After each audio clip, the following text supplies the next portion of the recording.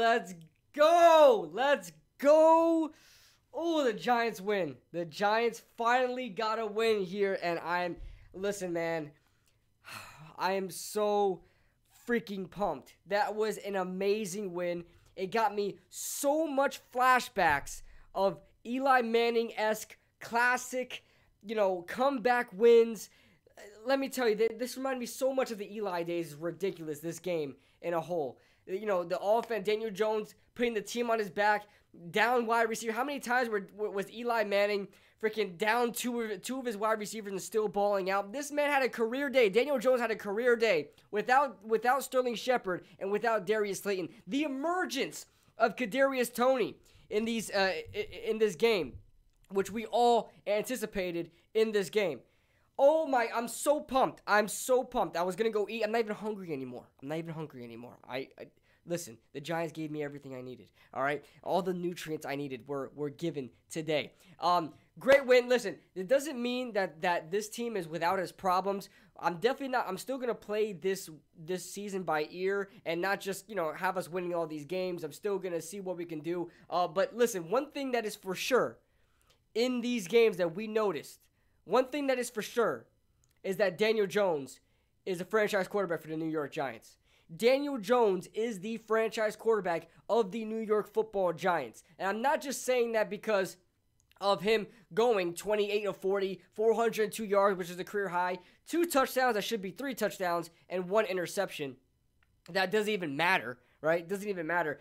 It's not because of that. It's because of what he's been doing this entire season so far, and up until before he got hurt last season. I mean, after towards the end of the season last season, he was playing his best football.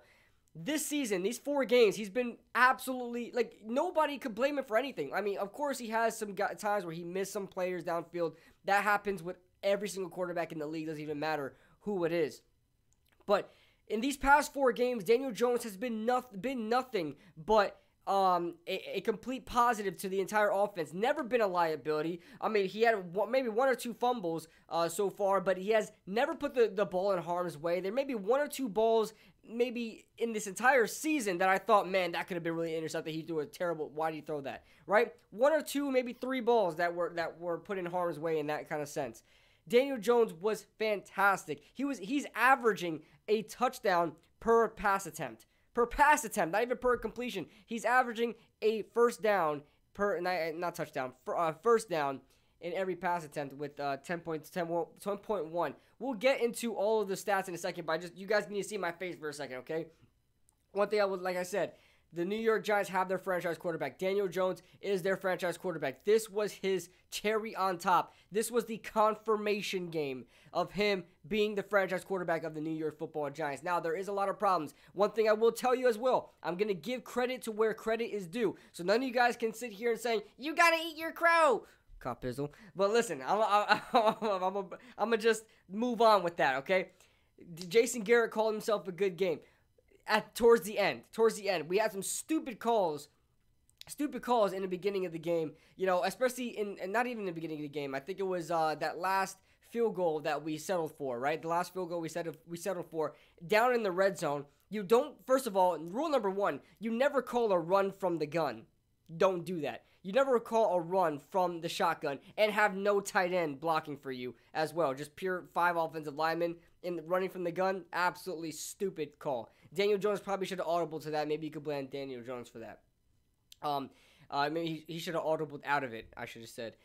And Evan Ingram getting that end around was stupid. Daniel Jones led that whole drive downfield, and you won't put the ball in his hands to try to throw the ball. That's ridiculous. Stupid. Saquon Barkley, definitely as the weeks go on, Saquon Barkley is trusting more and more in his knees.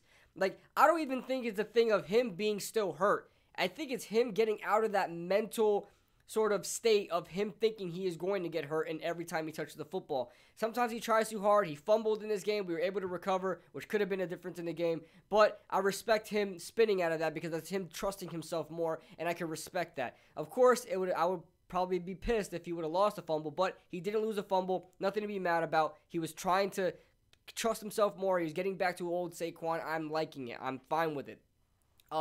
Joe Judge needs to get better with time management. We could have really, if we were facing a team like the Green Bay Packers and we left 31 seconds on the clock, Aaron Rodgers just did that a couple of weeks ago with like 34 seconds left on the clock. You don't just give a team 30 seconds to run the clock down. He shouldn't have ran that ball the way he did. He should have called some kind of screen pass that has been working all game. Should have called some kind of screen pass to get yardage that way instead of running the ball up the gut and leaving that much time on the board.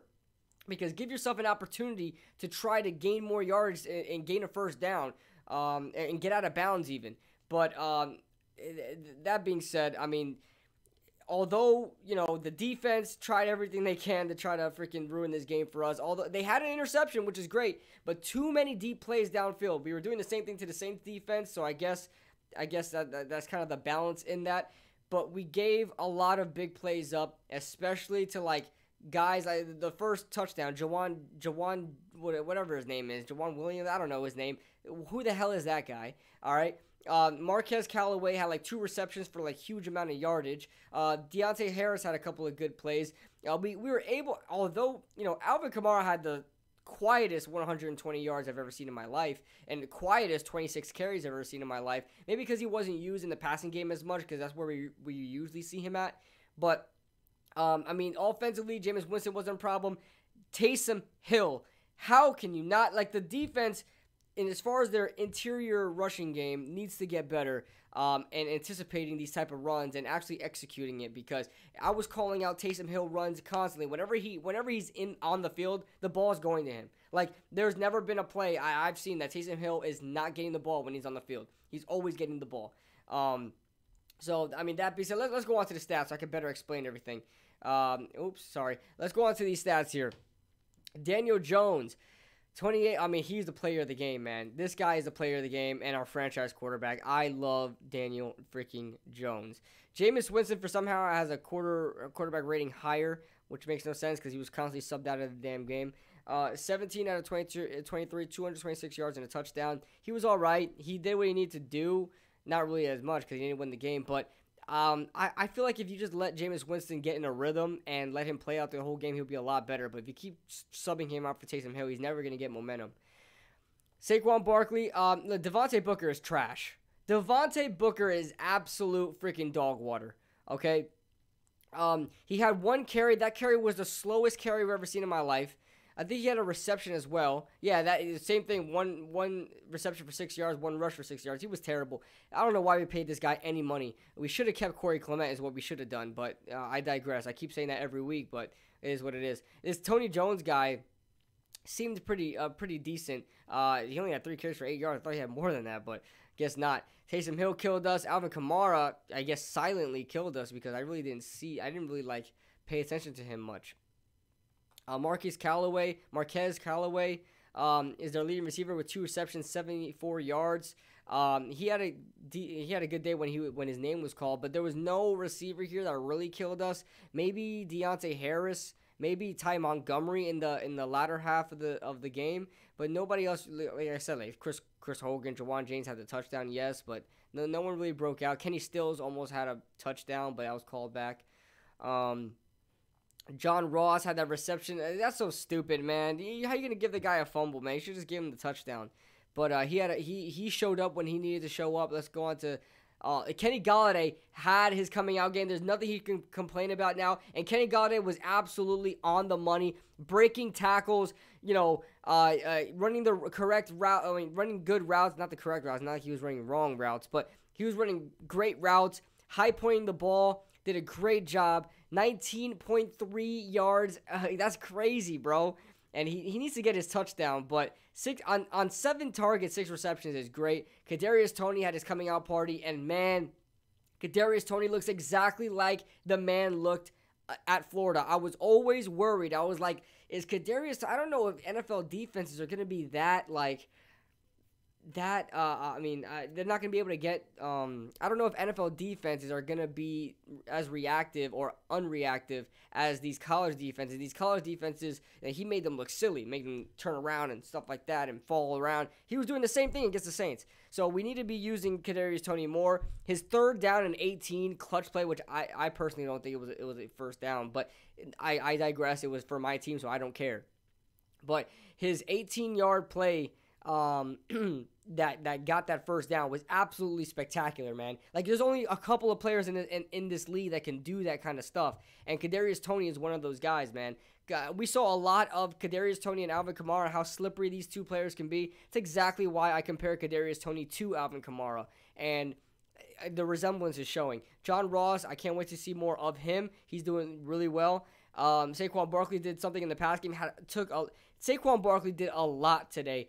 Just judging based on where he's like coming back from, coming back from that ACL tear. He's obviously mentally not in that state of mind yet. He's still not full Saquon yet, and this is scary to think about for other defenses, how he's not there at full Saquon yet. But 5 receptions, 74 yards in the air was fantastic for us.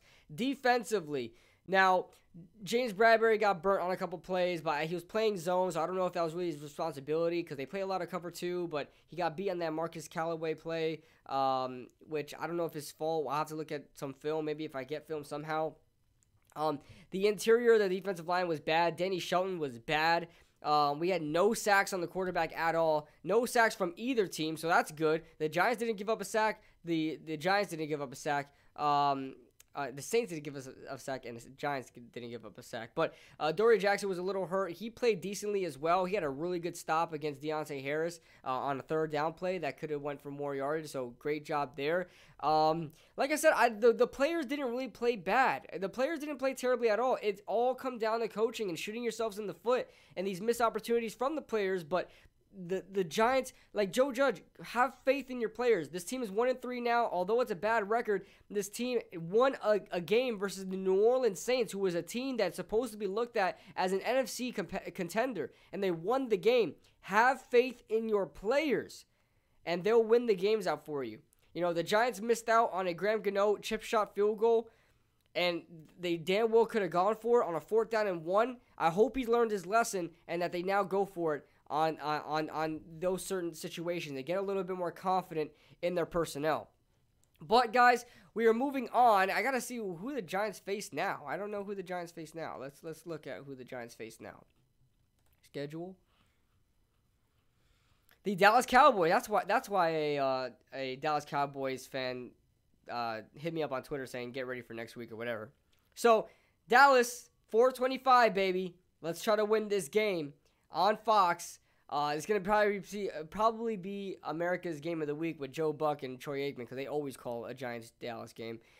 So that's I'm really looking forward to that, because we play good offense versus the Cowboys. I'm stumbling over my words, guys. I'm so hyped up, and I'm tired, and I'm hungry. So that being said, guys, let me know your thoughts in the comment section below. What do you guys think about this game, and what do you think about this team moving forward? Do you think Daniel Jones is the guy at quarterback for the New York Giants in the future?